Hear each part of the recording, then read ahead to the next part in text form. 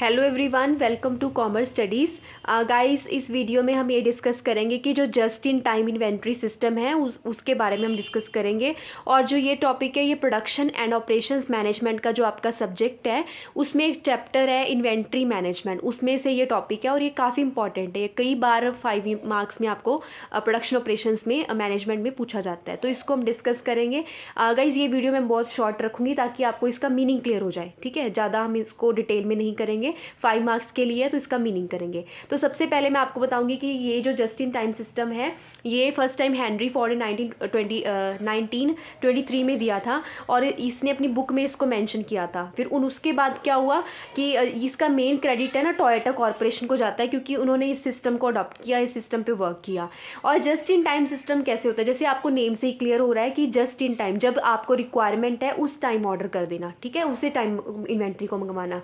Major problem हमारी क्या थी पुराने सिस्टम में, ट्रेडिशनल सिस्टम में क्या होता था, जैसे आपने सप्लायर से रॉ मटेरियल मंगवा लिया और अभी आपकी प्रोडक्शन नहीं शुरू हुई है तो आपको उसको स्टोर करना पड़ेगा।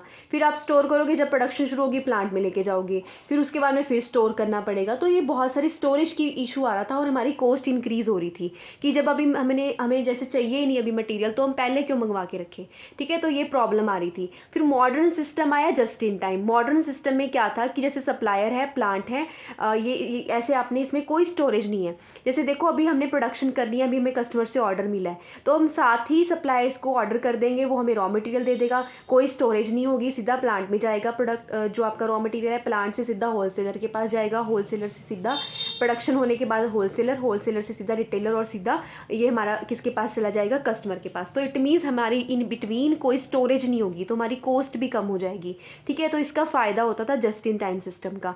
अब इसके फ़ायदे क्या हैं, इसके एडवांटेजेस क्या हैं just in time inventory system के, क्या फ़ायदे हैं। देखो, बीच में कोई स्टोरेज नहीं करनी पड़ती तो हमें कोई कॉस्ट नहीं आती। सेकंड है इंक्रीज फ्लेक्सिबिलिटी। फ्लेक्सिबिलिटी है, इसमें हम अगर कोई भी प्रॉब्लम आती है तो हम इजीली उसको सॉल्व कर पाते हैं। और लीड टाइम पीरियड भी हमारा कम हो जाता है। देखो, जब हमें चाहिए तभी हम मंगवा रहे हैं उस चीज़ को, ना ही तो हमें स्टोर करना पड़ रहा है ना ही कोई और कॉस्ट आ रही है, ठीक है। अर्ली डिटेक्शन ऑफ एरर, अगर कोई गलती है तो हमें सीधा ही पता चल जाएगा क्योंकि सीधा सीधा आगे आगे शिफ्ट हो रही हैं चीज़ें।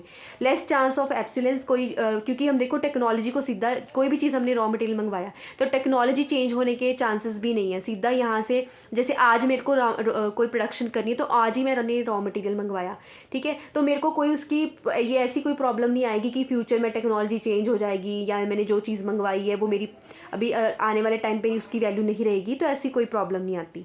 नेक्स्ट है लेक्स वर्किंग कैपिटल। मुझे वर्किंग कैपिटल, मेरी मनी ब्लॉक नहीं होती। अगर मैं पहले से कोई चीज़ मंगवा के रख लूँ, मैंने प्रोडक्शन अभी 10-15 दिन बाद करनी है तो मेरी मनी उस चीज़ में ब्लॉक हो जाएगी, रॉ मटेरियल में, ठीक है। तो मनी ब्लॉक नहीं होती। स्पेस की प्रॉब्लम नहीं आती हमें, क्योंकि हमें जब चाहिए तभी हम मंगवा रहे हैं, कोई स्टोरेज नहीं करनी पड़ रही। नेक्स्ट है reduction in the lead time. Time में हमें मतलब प्रॉब्लम नहीं आती, हमें टाइम पे मंगवा लेते हैं, ठीक है। लीड टाइम पीरियड कम लगता है। लीड टाइम पीरियड होता है कितनी जल्दी आप उस चीज़ को मंगवा पा रहे हो। तो ये था जस्ट इन टाइम सिस्टम कि जब आपको प्रोडक्शन करनी है तभी आप रॉ मटेरियल को मंगवाइए, उससे पहले मंगवा के नहीं रखना आपने, ताकि आपकी जो कॉस्ट है, इन्वेंट्री की कॉस्ट है, वो कम हो जाए, ठीक है। तो ये टॉपिक बहुत इंपॉर्टेंट है, इसको भी एक बार रीड करके जाइएगा। Thank you everyone. अगर आपको वीडियो अच्छी लगी हो तो लाइक कर देना।